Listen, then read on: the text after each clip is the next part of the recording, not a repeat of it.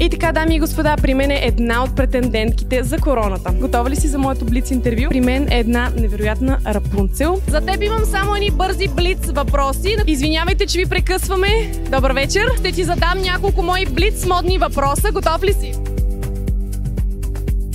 Какво би избрал? Инстаграм или ТикТок? Инстаграм. Грим или естествена визия? Естествено. А рокля или дънки? Дънки. Бална рокля или сватбена рокля? Бон. Инстаграм или ТикТок? ТикТок. Инстаграм или ТикТок? Инстаграм. Рокля или дънки? Рокля. Ракия или водка? Не пия. Страхотен отговор.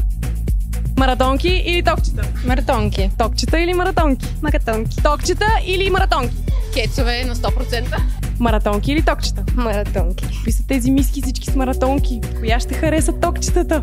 Токчета или маратонки? Токчета. Маратонки или токчета? Токчета.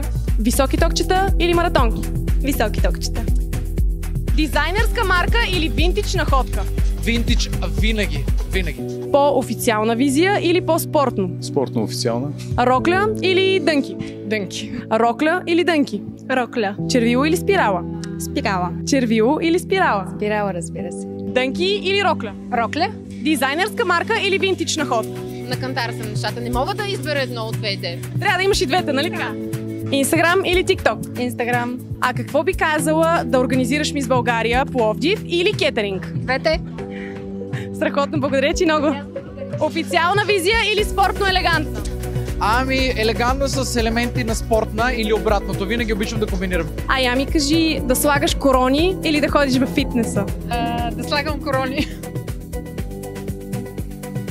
Ако и вие сте фенове на стила и модата, оставете ни в сърчице. Също така може да ни последвате и да оставите коментар. Чао!